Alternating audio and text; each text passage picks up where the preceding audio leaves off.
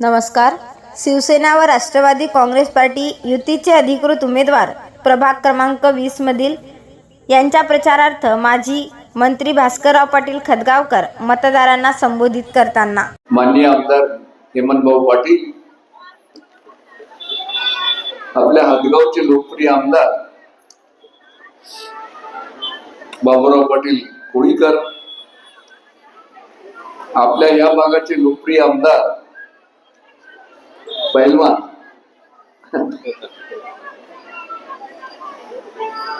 श्रीमान आनंदराव बोंडारकर,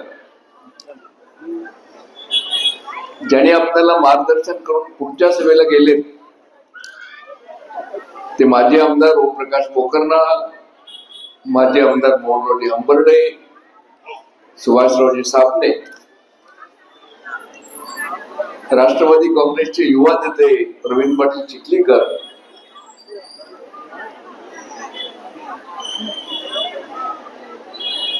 या प्रभागाचे उमेदवार शिवसेनेचे माजी उपमहापौर आणि आमच्या हेमंत भाऊच्या परवानगीने जाहीर करतो की भावी महापौर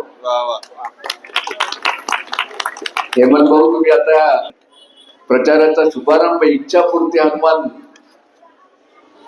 इथं श्रीफळ फोडून केलेला आहे. या इच्छापूर्ती हनुमानचा मला अनुभव आहे. मी सभागृह मी जेव्हा खासदार होतो त्यावेळेस मी बांधण्याचा प्रयत्न केला. इच्छापूर्ती हनुमान, तुम्ही जे प्रचाराचा या ठिकाणी श्रीफळ फोडला, तुमची इच्छा पूर्ण केल्याशिवाय राहणार नाही.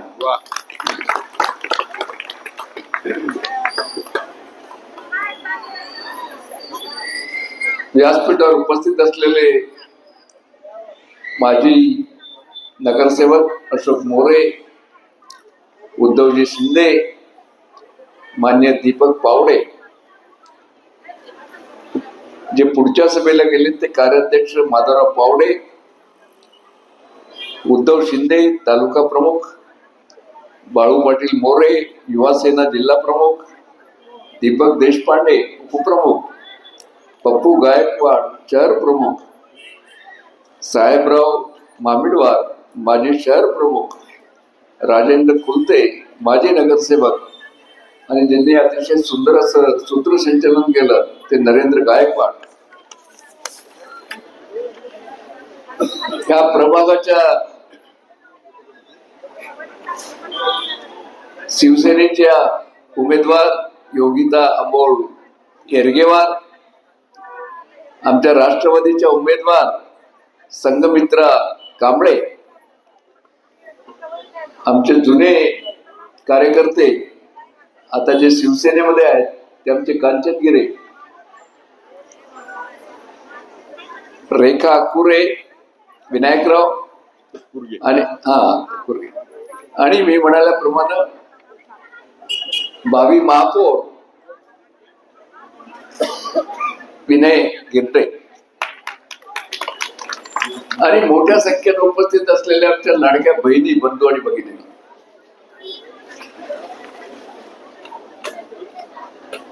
राष्ट्रवादीचे या ठिकाणी उपस्थित असलेले प्रदीप जाधव, नाही काय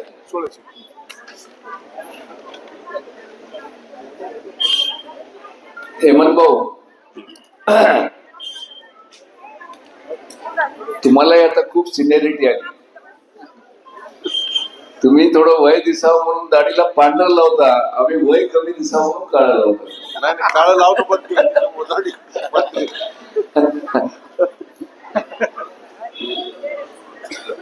मी 4 आमदारकीच्या निवडणुका केल्या, मी 4 खासदारकीच्या निवडणुका केल्या. या सभेकडे पाहिल्यानंतर हेमंत भाऊ, ह्या प्रभागामधले 5चे 5 उमेदवार निवडून येणार तुम्ही जाहीर करतो. पुरुष कधीही आपल्या चेहऱ्यावर भाव दाखवत नाही, पण महिलांच्या चेहऱ्यावर खरे भाव येतात, तुम्हाला माहित आहे. आणि आज ज्या आमच्या समोर लाडक्या बहिणी आहेत, तुमचं भाषण चालू असताना त्यांच्या चेहऱ्यावर जे भाव होते हे सर्व आपल्याला मतदान करणार आहेत. आणि आपले 5 उमेदवार निवडून देणार आहेत याचा विश्वास माझ्या मनामध्ये आहे.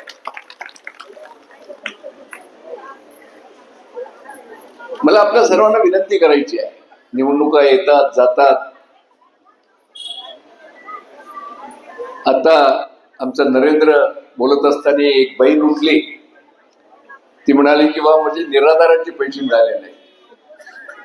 विनय, माझी तुम्हाला विनंती राहील की निवडणूक झाल्यानंतर पहिल्यांदा ज्या लाडकी बहिणींचे नियमामध्ये बसून देखील त्यांना मिळत नाही, मग ती वयस्कर असेल, ती निराधार योजनेची असेल, ते काम आपण हातामध्ये घ्या आणि तुमच्या पाठीशी बोंडारकर आहेत ते सर्व आपण मंजूर करावे.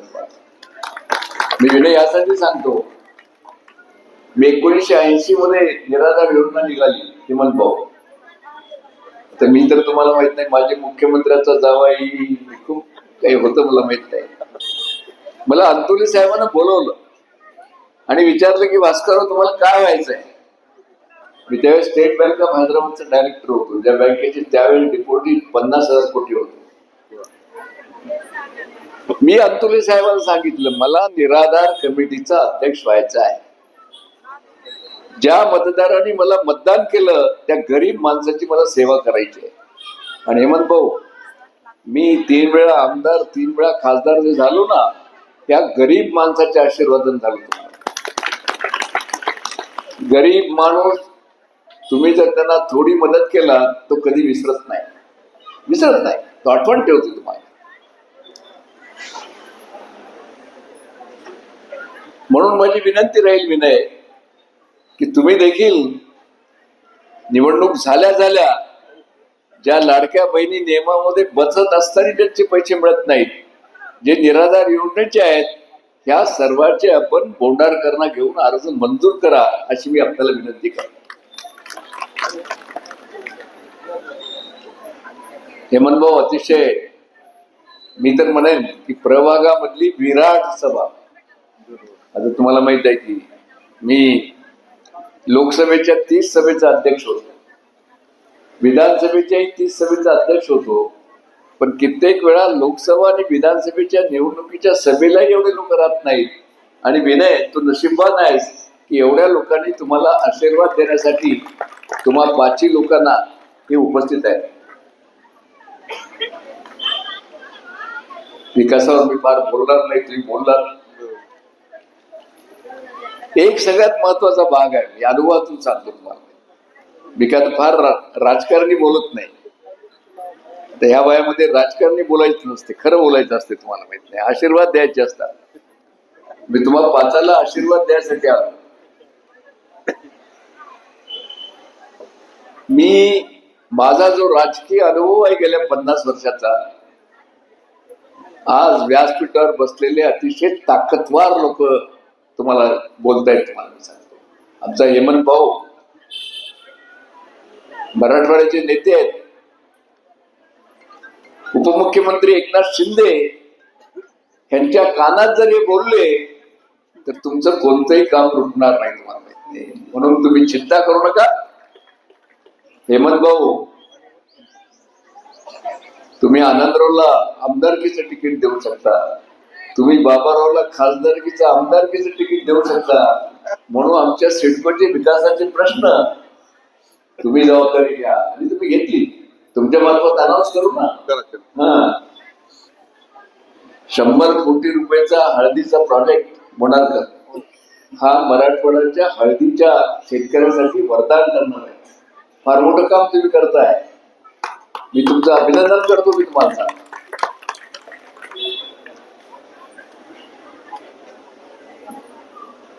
आणि हे आपले आमदार पैलवान माणूस आहे, साधा सीधा भोळा. आता 5 वर्षानं काय होईल मला माहित नाही, पण सध्या तरी काही बदल होणार नाही. नाही, काही बदल होणार नाही. काही स्वभावामध्ये कधी बदल होत नाही. तुम्हाला सांगतो, स्वभावच राहतो, तुम्हाला माहित आहे. म्हणून माझी आपल्या सर्वांना विनंती आहे, आता जसं हेमंत भाऊनं सांगितलं, समोर पैसेवाले उभे आहेत. डॉक्टर बाबासाहेब आंबेडकरांनी तुम्हालाही एकाच मताचा अधिकार दिला आणि इथल्या नांदेडमधल्या करोडपती माणसालाही एकाच मताचा अधिकार दिला. का?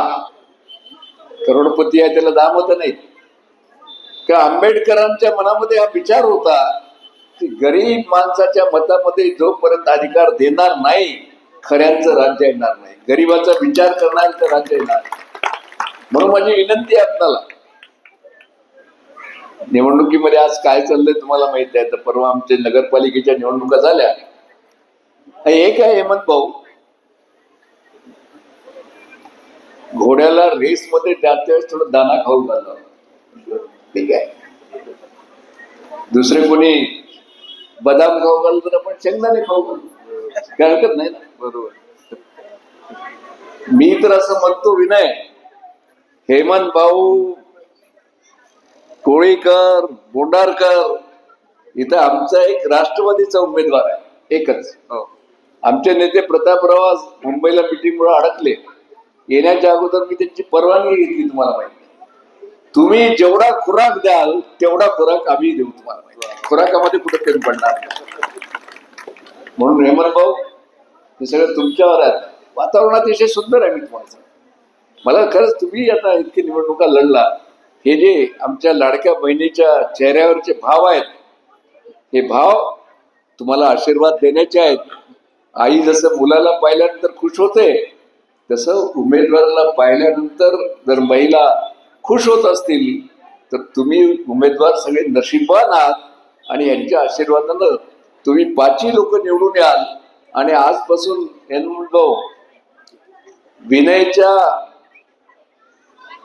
जाहिरातीमध्ये भावी महापौर लिहायचं का? आणि सगळ्यात महत्वाचं असं आहे,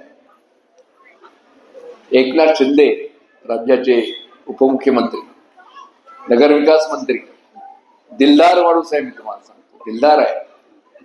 तर मी तर तुम्हाला माहित नाही, 1980 पासून मुख्यमंत्री पाहिलेले आहेत. आमचे शास्त्री शंकरराव चव्हाण असतील, विलासराव देशमुख असतील, अंतुले साहेब असतील, पृथ्वीराज चव्हाण असतील, आमचे मेहुणे अशोकराव असतील. पण एकनाथराव शिंदे इतका दिलदार माणूस दुसरा कोणी मुख्यमंत्री नाही. आणि त्या दिलदार उपमुख्यमंत्र्याच्या जोडीला शब्द पाळणारा आमचा नेता अजितदादा पवार आहे.